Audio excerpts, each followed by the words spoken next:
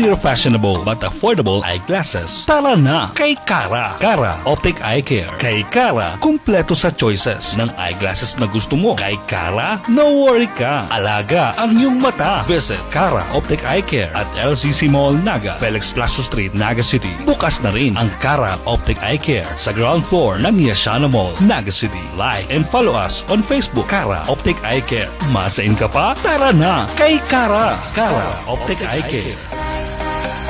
Agri sa puso ng lahat.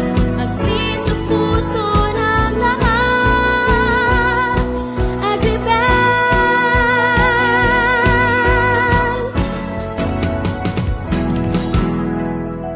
Ang Agribank Naga Branch ay matatagpuan sa Anel Building, Biak na Bato Street, corner PNR Road, Tabucon, Naga City. Agribank, your rural bank that cares.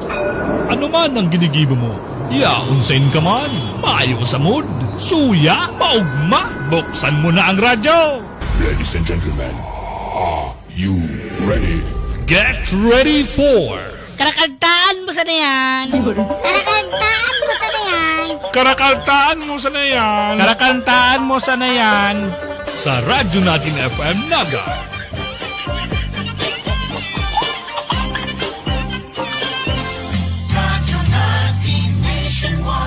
Karakantaan mo sa na yan.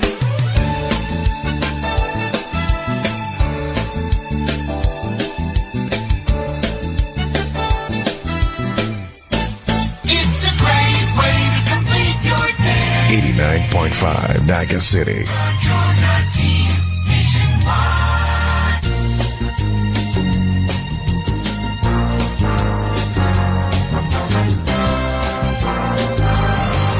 The mighty sound across the archipelago.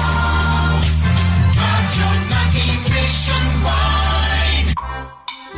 Anong M ang masarap usapan? Usapang masinsinan. Usapang makabuluhan.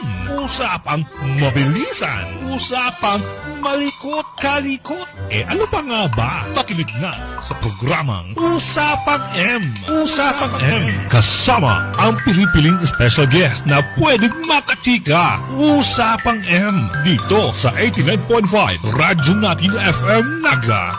Usapang M. Radyo natin nationwide. Hello, and magandang araw po sa inyong lahat. And welcome po sa ating programang Usapang M. Usapang Bicol Pop Music tayo ngayon, mga Mariko at mga Parikoys. And tayo po ay napapakinggan live sa ating radio station, sa ating radio frequency na 89.5 Radyo Natin FM. Tayo din po ay napapanood live sa aming official FB page na Radyo Natin 89.5 Naga. At tayo din po ay naka-live stream sa lahat ng gustong mas makinig sa kanilang mga gadgets. Tayo po ay napapakinggan sa radyonatinfm.com/naga. At kung gusto niyo naman po sa aming radio app, i-download nyo lang po, install nyo ang Radyo PH. At hanapin nyo po ang radyo natin, Naga City, Camarines Sur.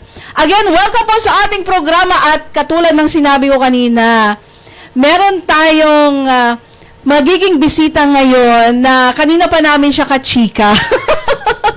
Actually, nag-enjoy na kami. Akala nga namin on air na kami kanina kasi ang dami na namin napag-usapan. But anyways, eto na, hindi ko na mapatagalin at ipapakilala ko na sa inyo ang ating bisita na isang award-winning songwriter and music producer. Walang iba, si Mr. Carl Ramirez. Hello, sir! And welcome po sa ating programa. Magandang umaga, Mama Jana. Yes. Magandang umaga sa mga tagapakinig, mga nagdadalan ngunyan po sa radyo natin. Ayan, sa mga hindi pa nakakakilala kay Sir Carl Ramirez, ayan, gusto ko po, sir, na ikaw po mismo ang magpakilala ng iyong sarili at kung bakit ka nandito ngayon sa aming station. Sige po. So, ako po ay isang singer-songwriter and music producer. Based po ako digde sa Camarines Sur. And ngunyan po actually, we're in the in the middle of radio hopping on behalf of Bicol Pop para po hagado ng suporta kan sa tuyang mga istasyon ng radyo para po duman resolution po para sa pagpapasuporta at sa pagpa-play ng mga Bicol music sa satuyang local airwaves. Yan. Ayan. And kung maaalala po ninyo, lalo na yung mga nag-aabang sa regular session ng ating mga sangguniang panlunsod ng Naga City, isa po itong resolusyon na ipinasa ni Konsehal Aris Macaraig with regard sa pagbuhay o yung repromoting, di po ba, ng ating mga Bicol artist with their Bicol songs. Pero kanina, napag-uusapan na namin ni Sir Carl, ano ba tong ipopromote ng mga radio stations? Mga Bicol songs lang ba from our local artist? O ano ba ang gusto po talagang ipakinig sa ating mga mamamayan pag sinabing Bicol pop music? Duman po sa tuyang Sangguniang Panlunsod Resolution. Actually, kung maalala ko, ang number yata nito ay 2025-327. Duman po, pigde-define ang Bicol music as songs na pig-author or composed ng mga Bicolanos. So, by encouraging radio stations to support these songs composed, authored, and musically produced by Bicolanos. Consistent po ini duman sa samuya man na advokasya sa Bicol Pop. Kami po kaya ang tagline ang byline, kumbaga byline ng Bicol Pop would be putting the spotlight on local original music. So samuya po kaya basta anuman sa lingwahe, English, Tagalog man yan, or Bicol, basta ang author, ang composer ay may intention o inot sa gabos Bicolano, Bicolana, lokal, taga-digdi po sa to, at may intention siya na ang kanyang song ay madangog at mag-inspire locally digdi sa to. Tinatawag po namin siyang Bicol Pop. Kumbaga, ano po siya? It's a brand, kumbaga, it's a campaign brand na dinevelop me para po ipahiling na Bicol songs, local songs na digdi, can also be popular, can also be mainstream, and can be loved by everyone. So yun po yung, yun ang background kung bakit namin siyang tinawag na Bicol Pop. Plus, syempre, medyo catchy din na tawaging Bicol Pop. So we encourage halimbawa our network members na darahon ang Bicol Pop as a call, as a hashtag minsan, or introduce it habang sila ay nagpa-perform. At eventually po, nagdakula sa community eh. Ang na-realize mi po, digde, dakulon po kitang mga music producers igde. Sa to pa sana, sa Naga at saka sa Camarines Sur. Tapos, dakulon man po sindang mga recorded din. And ang kulang na lang po sa kanilang mga recorded ay yung opportunity na ito po ay mapakinggan. No. Actually, marami po may Spotify din naman eh. Pero kasi nga, di ba, yung Spotify, although worldwide siya, minsan yung targeting po na mapakinggan siya ng mga local o ng mga kababayan mo, minsan hindi directed duman. Kumbaga, worldwide nga ni sa target eh. So minsan baga po, ang hirap na ngayon malaman kung napakinggan kaya kang taga-Naga sa song ko, maski yaon na siya sa Spotify. Mm-hmm. So kami po sa Bicol Pop, nagtatabang kami through curating it. So we actually have a Spotify playlist at pig-share mi man sa mga communities na digdi sa Naga at sa Camarines Sur. And then ito na nga, kang nagkaigwa na kayo itong resolution, which we are very thankful sa ating sanggunian, naisip namin, why not i-offer muli yung ating playlist para ang mga radio stations may mapagsimulan. So instead na yung mga radio stations ay maghahagilap pa, eto, nandito na po, merong curated list ang collection, ang Bicol Pop. In fact, actually po, ang ginawa namin doon para para malaki yung representation, tigturulo lang muna sa mga artists. Kasi may mga artists po kita, may mga songwriters kita, may mga music producers po kita na very prolific. Ibig sabihin po, dakulan sindang ginigibo. Dakulan sindang nagibong songs. May iba dyan, 5, 10. Sabi namin, sige, sa initial collection ay ikot na sa mga istasyon as a way of supporting them. And if they would want to support, of course, the resolution, uya ang sarong Google Drive na kung saan niyaon ang mga songs. Sa ngayon yata, it represents around 30 composers and music producers with around 45 songs yung naandon. So, ibig sabihin, kung may show ka, tatagal yan na tatagal for around half a year. Featuring. Naku sir, parang yung 3 best songs na mga pinili nyo from those local artists natin, siguro po kailangan yung dagdagan pa ng 2 kasi pwede namin silang i-feature. Actually, fini-feature na po namin ang ating mga Bicolano singers. Katulad nga po kanina sa tinampok namin sa aming 5 Derecho segment, which is Nonoy Peña. Yung mga songs niya, cover songs, original songs, na alam kong swak na swak sa layunin ng Bicol pop music. So, yung katulad sinabi ko, sir, kakailangan pa ng dagdagang 2. Oo nga. Para maipasok natin. Yun na yung mga i-feature natin sa ating matagal na long-running na segment ng ating programang 5 Derecho. Opo, actually thankful po kami sa mga programs po kang radyo natin, lalo na yung 5 Derecho. As I know, dakulo naman mga Bicol pop artists, songwriters ang na-feature po ni Indodigde. So para duman po nagpapasalamat po kami. Sana mag-flourish pa ining collaboration na ini. We would want actually to showcase sa Indo itong mga aki. Itong mga paano ba natin sabihin? Paano ba namin i-explain? They are young, pero they are more talented than us. As in, magagaling po talaga sila. At saka natutuwa kami na na-encounter namin sila at nakilala namin sila. And they are active parts of Bicol Pop. Yun ang mga bagay na gusto namin, yung mga stories na gusto namin i-share. Kasi it makes Naga unique. It makes our community unique. So, Sir Carl, kahit na nakatag siya as Bicol Pop music, pwede siyang iba't ibang genre. Hindi po usapin yung genre kasi doon.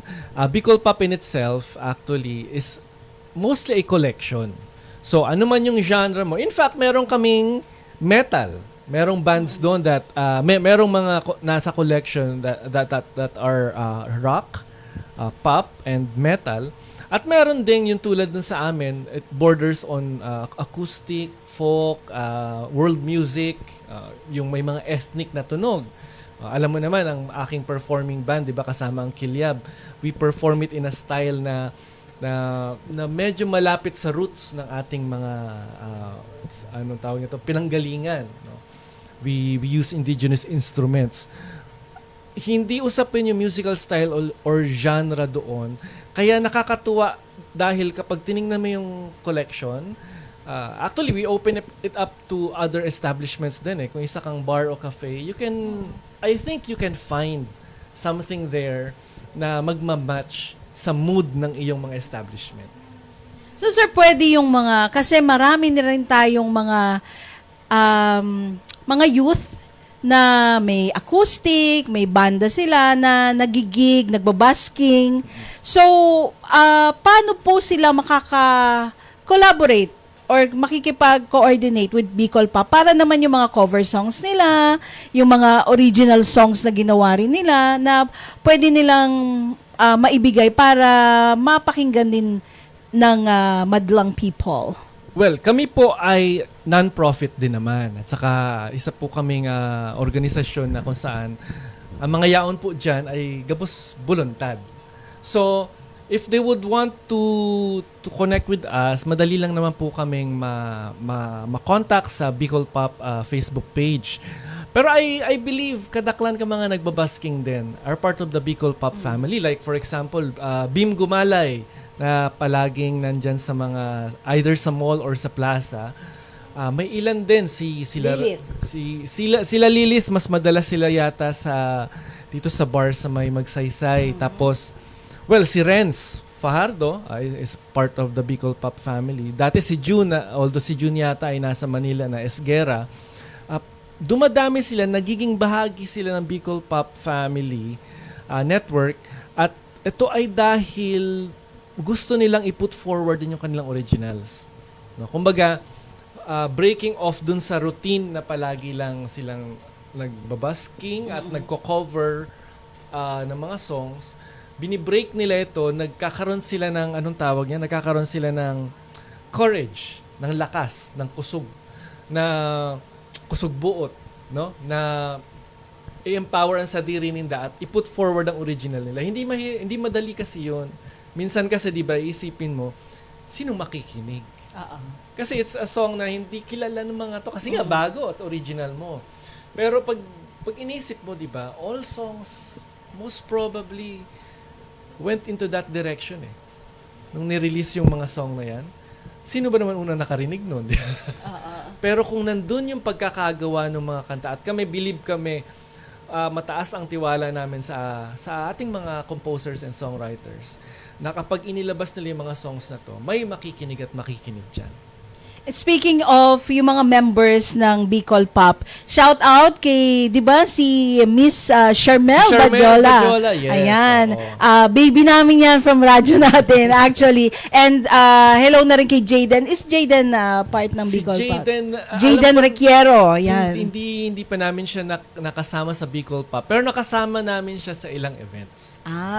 Si Sir Paul Bordado. Yan. Ay naging bahagi ng Bicol Pop. Ayan, yung mga friendship namin yan and yung mga babies namin yan dito sa radyo natin. So, shout out sa kanila. And, sir, linawin lang natin, Bicol Pop, since the word Bicol is there, so paano yung mga, sino na po ba yung mga nandito sa, na may mga playlist sa inyo? Is it solely from Naga City or Camarines Sur, or pwede yung mga taga Legazpi, Albay, which is shout out kay Parody King at saka kay EJ Clarks. Ayan, yung mga nakakausap na rin natin. Okay, Papa mo. Ayan, nakakausap na rin na. Is it open din ba sa kanila from Camsur, Masbate? Ano po, ang Bicol Pop po actually ay loose network siya. Wala siyang restrictions. Ang main, actually, kapag gusto nilang sumali sa Bicol Pop, ang binibigay lang naman namin would be yung if they would commit doon sa manifesto ng Bicol Pop. Which is, of course, putting the spotlight on local original music. Ngayon, karamihan po nung nasa collection na ito, na sinicirculate namin ngayon, ay Naga City and Camarines Sur, dahil the collection, the resolution originated in Naga City. So, minabuti namin na at least damihan yung galing sa Naga City and Camarines Sur. Pero yung aming Spotify collection goes as far as Legazpi. May mga kaibigan din tayo sa Masbate, we are coordinating with. At meron din tayong mga kaibigan sa Catanduanes. Ang Camarines Norte natin actually, we have an active music group po doon. Music organization doon, headed by, hindi ko alam kung ano na yung pangalan po nila ngayon kasi nag-evolve na rin po sila. Pero ang kausap naman po namin doon, sila Noli Villa. Dakulon po sinda duman ng mga performing bands. Active din po sinda duman. Pero for this collection, minabuti namin, ilagay muna natin yung Naga at saka Camarines Sur. Although we opened it up for Legazpi. Nandito ang collection from our friends from Misty Alley, mga mga taga BU, dating mga taga Bicol University na band, tapos dakulan man po silang originals, tapos igwa po kitang pira dyan from Partido, no? From Partido District, ang Camarines Sur pangani pala ng Partido. Madami po talaga. Hindi po tayo mauubusan ng mapapakinggan. At hindi po kayo mauubusan ng maigi-guest. Yun ang maganda doon. Yun yung nagustuhan ko. But anyway, sir, kanina nga, masyado akong inosente pagdating sa mga organization, sa mga grupo-grupo na yan. But I really love music, lalong-lalo na kaya nagpe-play kami dito ng mga Bicol songs. Kasi ang sarap pakinggan ng sariling atin na wow, lalo na kung yung kumanta is yung rising star tulad na Diwata, which is naging guest din namin sila during the Nego Show 2023. Ngayon, sir, paano ba nabuo ang Bicol Pop Music? Kasi, personally, akala ko, medyo nalito ako kasi akala ko, hindi siya kasama ng Rise Above and Musika Publiko. But nung tinanong kita kanina, you explained it to me. Kaya gusto kong malaman din ng ating mga viewers, ng ating listeners, na paano ba nabuo ang Bicol Pop Music? Ang Bicol Pop as a network po, nabuo siya, of course, through the initiatives of Rise Above Pilipinas and Musika Publiko. Initially, ang Rise Above Pilipinas, kasi nag-rebrand po siya ngayon na Rise Above Pilipinas, originally it was Rise Above Productions. So, this is headed by Roger Palacio. Kasama din po namin yan sa aking performing group. He manages actually our Kilyap. Kaya kapag nagpa-perform po kami, siya ang nag-ensure ng aming tunog, siya ang nandyan sa tech, siya ang nagmamanage ng schedule, ganyan.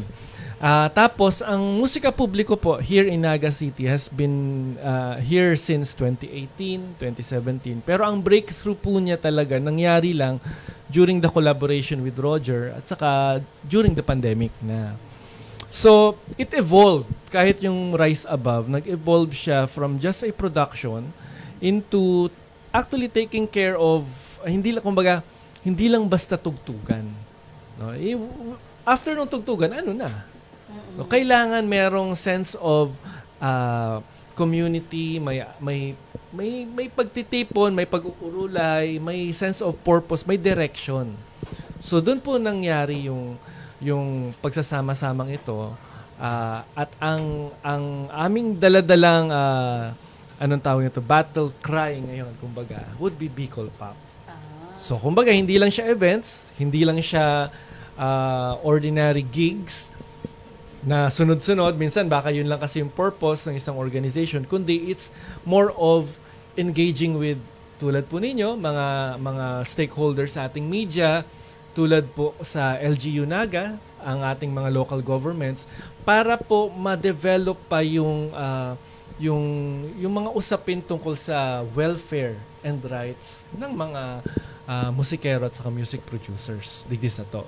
So, naman, Sir Carl, ang tagal na, di ba? Ang tagal na po. So, parang, this is the right timing na nagkaroon ng collaboration and sinalo rin ng ating sangguniang panlunsod yung advocacy to promote, palaguin pa ang ating Bicol music. Opo. Kaya very thankful po kami doon.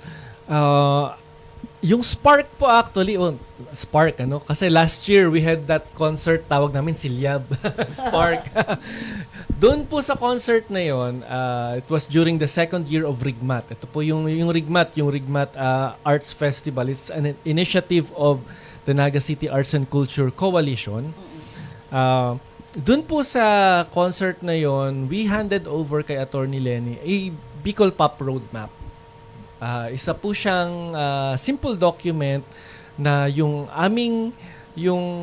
pananaw ng community on how the local music industry can be developed ay naandun, and how local government and private sector din po can help. So, in-offer namin po yun kay Attorney Lenny last year. I believe their team took it into consideration at saka they acted on it po. Attorney Aris then acted on it by actually proposing yung resolution na yon. So, sabi mi nga ni, magayunan sa resolution, pero again, dahil resolution siya, it's a, anong tawag nun? Pakiulay. Pakiulay sa satuyang pribadong sektor, sa mga istasyon ng radyo, kung pwede nindang patugtugon everyday, 20 minutes, ang Bicol music. So sabi mi, matabang kami na ining pakiulay na ini, mag-ikot So, kaya nga ni po today, ngunyan Monday, nag-decide kami na mag-radio hop para makaulay man ng mga station managers kan different radio stations at explain sa inda paano mutually mag-benefit ang community at ang radio station at saka kung ano pang pwedeng tawag po niyan, pagsamahan natin towards a better future for both the media, the local station, and of course, our local music producers. Tite. Ayan, pakiulay na pigdangugman, arami bako mi man lang, kundi pati sa mga ibang radio stations. Syempre, sa tuya ini. Iyo po, ano. So, Sir Carl, napakaganda ng concept ng Bicol Pop Music and we are very excited. Meron kasi kaming pinag-uusapan. Sikreto muna, wala munang spoiler. Ang masasabi ko lang, meron kami pinag-uusapan which made us very excited. Kasi, ito na siguro, sabi ko nga kanina, kahit matagal na yung initiative nyo with regards sa mga local artists natin, ito na yung perfect timing. So parang sa amin dito sa radyo natin, Naga, ito na rin yung perfect timing na in person nakausap ka namin and we know na maraming mangyayari sa mga darating na panahon. So we are looking forward to it, Sir Carl. Yes po. In fact, i-plug ko na ng mabilis. If you are very much interested, ngayong last week po ng August is the restaging ng isang very popular na musical digdipot sa to tungkol sa Bicol River, yung mga aninipot sa Taho Kansalog. Hindi ko alam kung napanood ninyo yan nung 2018 pre-pandemic, pero with what happened nung Christine, parang napaka-timely na mapanood natin ulit yung isang musical tungkol dito. With Sir Ellie? Tama ba? Hindi po. Sila Bruce Aranyas po. Si Bruce Aranyas po ang nagde-direct kay Ningunyan. Sila direct Sari Saysay ang may ang naggibo kang material at ito po ay may bagong mga local artist po na theater artist na magampan kang role para sa staging ngunyan na taon kang mga aninipot sa Taho Kansalog. I-endorse ko po sinda sa endo na maybe one weekend or sila po ang the best na pwede nindong i-guest digdi sa endong show. Sure. They can sing some parts of the musical and of course ma-encourage naman ang sa endong mga tagapagdangog na magbakaling mga tickets para sa endang show at suportahan ng local theater. I was thinking kasi, Sir Carl, Zoria, yung may nag-shoot. Padamlagan. Yan, You're Padamlagan pala yan. Padamlagan. Nag-shoot kaya sila dito. Yan, it was Padamlagan pala. So, kasi parang nabasa ko na rin It's itong a Cinemalaya Aninipot. film. Yeah. Shout out kay Direct Jen Romano. Siya naman po ang mga kasamahan po namin ito sa Naga City Arts and Culture Council. Coalition. In fact po, ang Aninipot po, ang mga Aninipot sa Taho Kansalog na musical play is part of this year's third season of Rigmat Arts and Culture Festival. Kaya kung gusto po ninyo maka-experience ng isang unique theater play that inspires us na pangalagaan ng satuyang Bicol River, lalo na at haranin na naman ang anibersaryo kang Christine sa Oktubre. So, tingin ko po it's a musical worth supporting. Dumanan lang po natin sa kanilang Facebook page, yung Aninipot. Aninipot. Sa inyan, sir, ipapalabas? Sa ALDP, day ko po aram mga puduman sa sarong venue ninda duman, pero it will be in ALDP.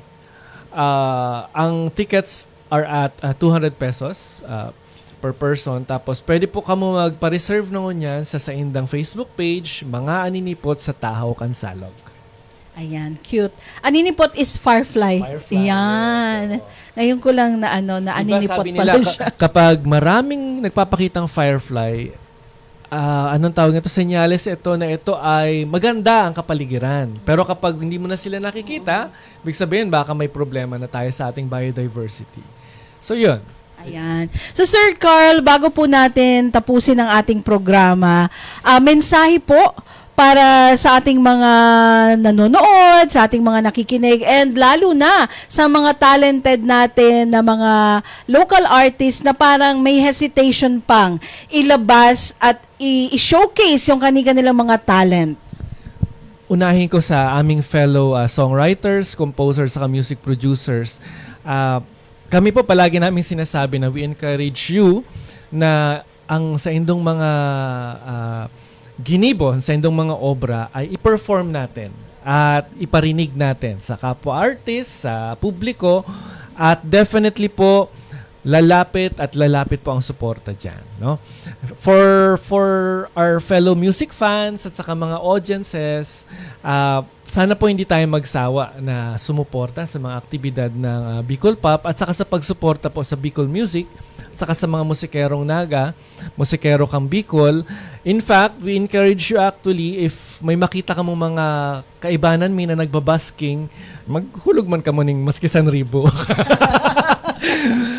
It will go a long way towards supporting them. In fact po, yung iba dyan, it's their way of anong tawag ito, augmenting yung kanilang panggastos sa kanilang araw-araw na pamumuhay.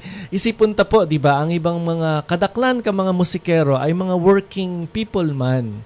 So sometimes when yung economic needs ninda sa harong, sa pamilya, ay masyadong malaki, they stop doing music to focus on that.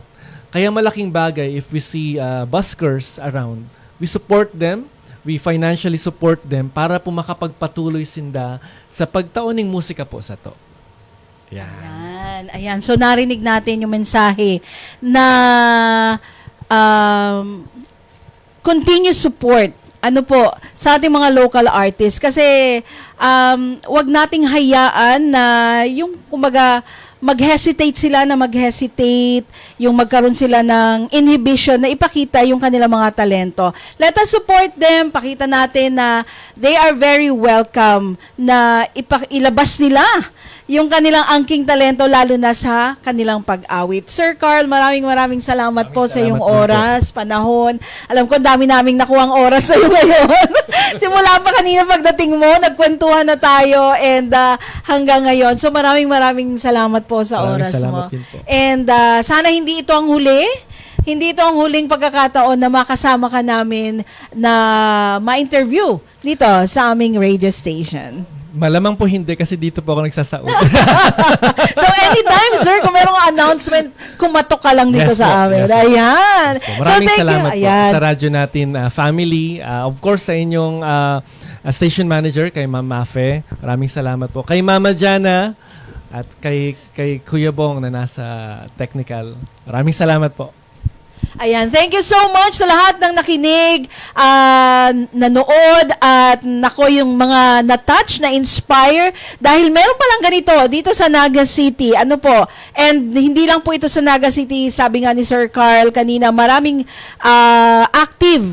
ng active na organizations sa iba't ibang lugar dito po sa Bicol region na pwedeng makakolab with Bicol pop music. So thank you so much and you all have a good day. Maraming salamat po sa pagsama niyo sa amin. This is your nag-iisang kumare sa ere, Mama Jana.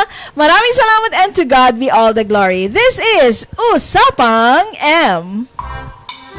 Anong M ang masarap? Usapan, usapang masinsinan, usapang makabuluhan, usapang mabilisan, usapang malikot-kalikot.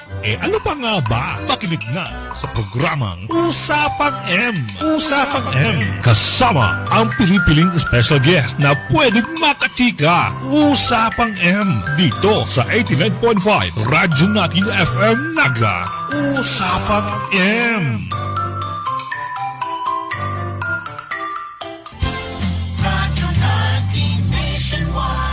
Paring